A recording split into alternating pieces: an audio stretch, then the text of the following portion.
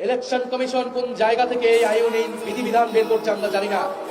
কার plan কার পরিকল্পনা মোতাবেক election commission কাজ করছে তা জনগণের সামনে স্পষ্ট হচ্ছে। এই নির্বাচনকে যদি বিভিন্নভাবে তারা যদি বানচাল করার চেষ্টা করে, কারচুপির চেষ্টা করে, অথবা কাউকে পেছন দিক দিয়ে ক্ষমতায় নিয়ে আসার চেষ্টা করে, তাহলে আমরা জুলাইয়ের প্রজন্ম বেঁচে থাকতে আমরা তা হতে দিব না। কে কি করতেছেন প্রত্যেকটা জিনিস আমাদের কাছে স্পষ্ট।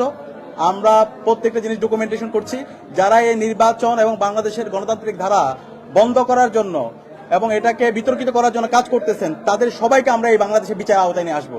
সুতরাং এই নির্বাচনের মাধ্যমে কোনো একক দল অথবা পরিবারের বিজয় হবে না। এই নির্বাচনের মাধ্যমে বাংলাদেশের 18 কোটি মানুষের বিজয় হবে। সুতরাং এই বিজয়ের পথে, এই গণতান্ত্রিক ধারার পথে কেউ যদি বাধা তৈরি করতে চান, আমরা কাউকে ছাড় দিব না। তো আমরা আশা করছি সবাই দায়িত্বশীল আচরণ করবে এবং বাকি যে সময়টা আছে 12 ফেব্রুয়ারি একটা উৎসবমুখর পরিবেশে একদম এবং অবাধ, সুষ্ঠু এবং নিরপেক্ষ একটা নির্বাচনের মাধ্যমে আমরা আমাদের গণতান্ত্রিক ধারা অব্যাহত রাখবো।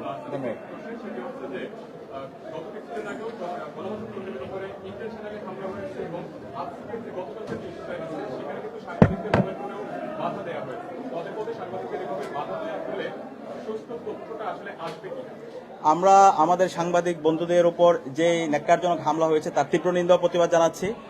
বিশেষ করে মোবাইল জার্নালিস্ট যারা আছে, মজু জার্নালিস্ট যাদেরকে আমরা বলে থাকি, যে এই যে সাংবাদিকরা কিন্তু জুলাই বিপ্লবে আমাদের যে চিত্রগুলো আছে, দুর্লভ চিত্রগুলো আমরা তাদের মাধ্যমে পেয়েছি।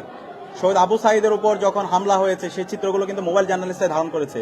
যাত্রাবাড়িতে যখন ইন্টারনেট ব্ল্যাক আউট ছিল, কারফিউ জারি ছিল, অথবা 15 জুলাই ঢাকা বিশ্ববিদ্যালয়ে আমার বোনদের উপর যখন হামলা হয়েছিল, এই দুর্লভ চিত্রগুলো এই মোবাইল জার্নালিস্টরাই তারা সংগ্রহ করেছে। সুতরাং একটা পক্ষ আছে মোবাইল জার্নালিস্টদেরকে তারা বিভিন্নভাবে আদানি করার চেষ্টা করছে। সুতরাং আমরা এটাও বলেছি নির্বাচন কমিশনকে, যারা সাংবাদিক আছে, মোবাইল জার্নালিস্ট যারা আছে, তাদের নিরাপত্তা নিশ্চিত করতে হবে এবং তাদের অধিকার এবং সবার তথ্য পাওয়ার যে অধিকার সেটা নিশ্চিত করতে হবে। এবং আমরা আশা করব সকল রাজনৈতিক দল, নির্বাচন কমিশন, আইন শৃঙ্খলা বাহিনী সবাই জায়গায় দায়িত্বশীল আচরণ করবে। প্রত্যেকের যে অধিকার, গণতান্ত্রিক যে অধিকার, সেই অধিকার আদায়ে কাউকে বাধা তৈরি করবে না।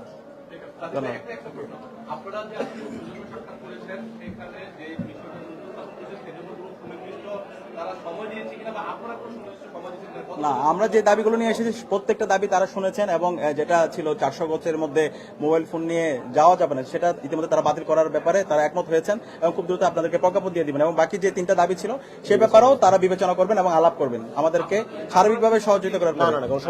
না, আমরা যেহেতু প্রত্যেকটা দাবি, যে দাবিগুলো নিয়ে এসেছি প্রত্যেকটা দাবি তারা শুনেছেন এবং এটা কোনো একক দল অথবা ব্যক্তির দাবি না, এটা বাংলাদেশের 12 কোটি ভোটারের দাবি, বাংলাদেশের যে 4 কোটি তরুণ আছে তাদের দাবি। আমরা কোনো একক দলের অথবা কোনো রাজনৈতিক দলের এখানে দাবি নিয়ে আসিনি। আমরা চাই একটা অবাধ, সুষ্ঠু এবং নিরপেক্ষ নির্বাচন হোক এবং এই নির্বাচনের মাধ্যমে বাংলাদেশের গণতান্ত্রিক ধারা শক্তিশালী হোক।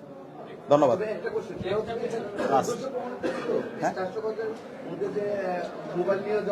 আচ্ছা, এইটা আমরা দেখতে পাচ্ছি এই যে উৎসবমুখর পরিবেশ, এটাকে নষ্ট করার জন্য বিভিন্ন ধরনের অপপ্রয়াস শুরু হয়েছে, তার একটা অংশ এটা হতে পারে।